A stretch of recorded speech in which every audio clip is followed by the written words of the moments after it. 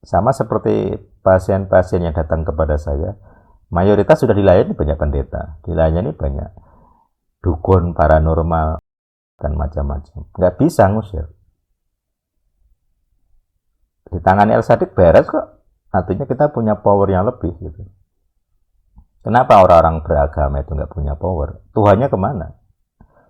Berarti Tuhannya bukan Tuhan di atas segala Tuhan.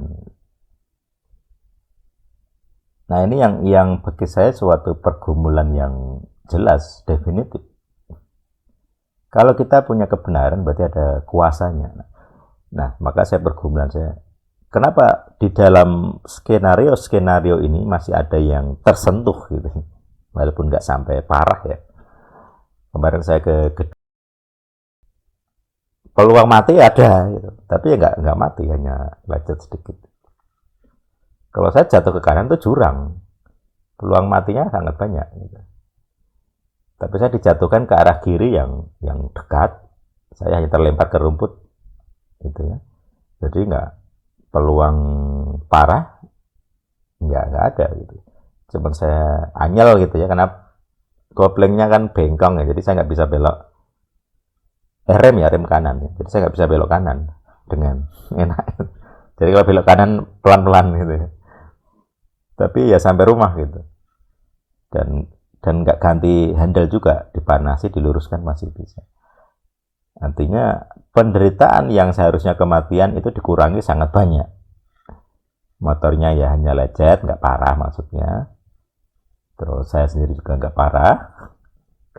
Secara finansial habis berapa kemarin itu? Paling 20.000. Saya bekas langganan saya gitu. Ada handle-nya nggak Mas? Udah beli belum? Belum ya Pak? Nah, udah dianu aja dipanasi itu Pak. Bawa ke bengkel aluminium selesai. Itu termasuk gangguan yang murah ya, finansialnya murah. Dulu lebih mahal gitu. Tapi itu saya masih kena gitu. Jadi padahal di atas itu saya seperti diberi bayangan saya itu jatuh. Jadi di atas itu gangguan rohnya di bidang pemikiran itu sudah ada. Jadi visualisasinya saya itu jatuh. Jadi sebelum saya turun itu saya sudah punya gambaran, oh saya nanti pasti kecelakaan. Jadi saya beriman pasti celaka. Jadi roh setan itu memberi iman setanik. Saya pasti celaka. Itu roh yang jelas setan gitu, yang memberi visualisasi iman seperti itu. Jadi semuanya skenario supaya saya bawa motor naik, lalu diberi iman bahwa saya jatuh, ya sudah saya terjadi iman saya jatuh. Gitu. Semuanya ada skenario yang perfect sekali. Ya. Jadi hampir mustahil saya tidak naik. Gitu. Sangat sulit gitu ya.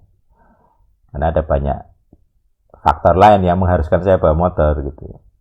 Tapi ya hal seperti itu yang bagi saya legal ground pembunuh berarti saya sebenarnya punya legal ground pembunuh atau dakwaan pembunuh kira-kira ya. Kalau saya tidak pernah membunuh, seingat saya nggak pernah membunuh orang. Nggak tahu kalau ada ya. Mungkin maka dugaannya akhirnya jangan-jangan leluhur gitu. Makanya kemarin saya mencoba menelusuri leluhur gitu ya. Terus ketemu kakak saya tentara gitu. Kalau dari leluhur pasti ada lah para tukang perangnya banyak gitu ya. Makanya kita punya banyak pengakuan dosa leluhur yang di bidang itu. Kemarin juga saya sudah memetakan, nanti kalau teman-teman lihat di daftar sejarah perang dunia, nanti teman-teman bisa lihat. Itu saya sudah mengakui beberapa dosa perang-perang yang ada di dunia. Nah itu nanti termasuk nanti kita bahas roh teritorial atau tanah darah. Jadi tanah darah itu tanah yang pernah ditumpai darah pembunuhan gitu. Jadi saya sedang mempelajari sejarah perang dunia. Sudah 2 atau 3 kemarin yang saya akui ya. Ada satu di perang Trojan War.